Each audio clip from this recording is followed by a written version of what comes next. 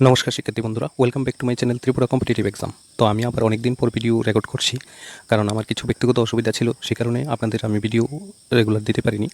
তো আমি চেষ্টা করব এখন থেকে আবার পুনরায় রেগুলার ভিডিও দেওয়ার। তো টেট পরীক্ষা অবশ্যই আবার হবে, আশা করা যায়। তো সেই জন্য আপনাদের প্রিপারেশন খুব দরকার। তো প্রিপারেশনের জন্য আপনারা আমার ভিডিওগুলি দেখতে পারেন। তো আমি আবার নতুন করে শুরু করছি, কারণ কিছু ব্যক্তিগত অসুবিধার কারণে আমি কিন্তু রেকর্ড করতে পারিনি, ভিডিওগুলি দিতে পারিনি। তো জীবনে কিন্তু একটা পর্যায়ে আসে যখন আপনি একটা বিষয়কে অন্যভাবে দেখার চেষ্টা করেন। তো কিছু একটা ধাপ আপনি পেরিয়ে ওঠেন। তো সেই ধাপটা আমিও পেরিয়ে উঠেছি। তো আবার নতুন করে শুরু করছি।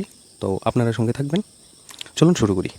তো আজকে যেটা আলোচনা করব সেটা হলো শিক্ষায় মনোবিজ্ঞানের প্রারম্ভিক ধারণা, যেটা আমরা সিডিপি যে বিষয়টা রয়েছে সে বিষয়ের প্রথম টপিক। তো শিক্ষায় মনোবিজ্ঞানের প্রারম্ভিক ধারণা সেটা আমাদের জানতে হবে। সিডিপি যখন আমরা শুরু করব তখন কিন্তু এটা জানতে হবে। তো চলুন শুরু করি। তো মনোবিদ্যা বিষয়টা হলো, মনোবিদ্যা নিয়ে আজকে আলোচনা করব। মনোবিদ্যা বিজ্ঞান হিসাবে তুলনামূলকভাবে কিন্তু নতুন বিষয়। তো এরিস্টটল কী বলেছিলেন? এরিস্টটল বলেছিলেন পৃথক অনুশীলনের প্রস্তাব দিয়েছিলেন মনোবিদ্যার। ঠিক আছে, মনোবিদ্যার বিষয়বস্তু কী? বর্তমানে বিষয়বস্তু হলো আচরণ। এই কথাটা কিন্তু প্রথম দিকে স্পষ্ট ছিল না। ঠিক আছে, মনোবিদ্যার প্রাথমিক কিছু তথ্য।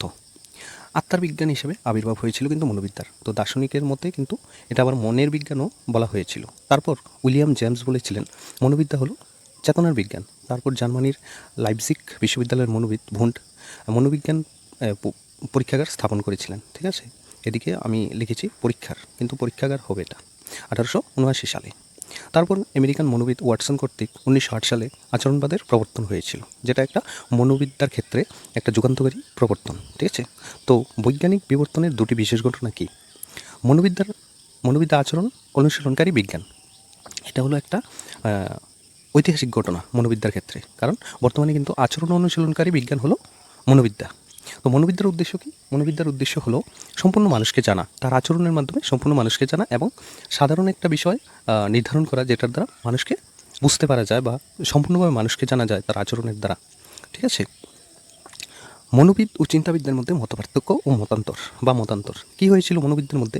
প্রথম দিকে মনোবিদ্যার সংজ্ঞা নিরূপণে মনোবিদদের মধ্যে একটা মতান্তর দেখা দিয়েছিল, কারণ ছিল তার বিষয়বস্তু। কারণ অনেকে বলল যে এটা হবে মনের বিজ্ঞান, এটা হবে চেতনার বিজ্ঞান, এটা হবে ব্যবহারের বিজ্ঞান। তো বিভিন্ন মনোবিদ কিন্তু বিভিন্নভাবে সংজ্ঞা দিয়েছেন যার যার মতো করে। ঠিক আছে, সেই অনুযায়ী কিন্তু সংজ্ঞা নিরূপণ করেছেন। তো বর্তমানে কিন্তু মনোবিদ্যার সর্বাধুনিক সংজ্ঞাটা হলো psychology is the science of adjustment, অর্থাৎ মনোবিদ্যা হলো অভিযোজন প্রক্রিয়া বা ও অনুশীলনকারী বিজ্ঞান।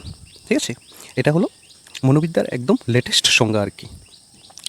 তো এখন চলুন দেখি সাইকোলজি শব্দের অর্থ, অর্থাৎ মনোবিদ্যা যে শব্দটা, বাংলা শব্দটা, সেটা কিন্তু একটা ইংরেজি শব্দ থেকে এসেছে, সেটা হলো সাইকোলজি। সাইকোলজির এটা গ্রিক শব্দ সাইকি ও লগোস থেকে এসেছে। গ্রিক দুটি শব্দ সাইকি আর গ্রিক শব্দ সাইকি আর লগোস থেকে কিন্তু সাইকোলজি শব্দটির উৎপত্তি হয়েছে। সাইকি কথার অর্থ কি? আত্মা। আর লগোস কথার অর্থ কি? বিজ্ঞান। অর্থাৎ আত্মার বিজ্ঞান হলো মনোবিজ্ঞান। তো এই কথাটা কিন্তু বর্তমানে প্রযোজ্য নয়। ঠিক আছে, কিন্তু প্রথম দিকে এটা কিন্তু প্রযোজ্য ছিল, এটাও মানতে হবে। তো মনোবিদ্যার সংজ্ঞার বিবর্তন কীভাবে হয়েছিল আমি একটু দেখে নিই সংক্ষেপে, ডিটেলসে আমরা আলোচনা করবো আবার। তো মনোবিদ মেহের বলেছেন এটা হলো আত্মার বিজ্ঞান। ঠিক আছে, পরবর্তী সময়ে মনোবিদ হফডিং, এটা আমি হফটিং লিখেছি, এটা হফডিং হবে। ঠিক আছে, এটা হলো মনের বিজ্ঞান, হফডিং বলেছেন। তারপর মনোবিদ অ্যাঞ্জেল বলেছেন এটা হলো চেতনার বিজ্ঞান, সায়েন্স অফ কনসিয়াসনেস, মানে মনোবিদ্যা হলো সায়েন্স অফ কনসিয়াসনেস, চেতনার বিজ্ঞান। পরবর্তীকালে Watson, McDougall, Woodworth, typing mistake হবে, উডওয়ার হয়েছে, এটা উডওয়ার্থ হবে।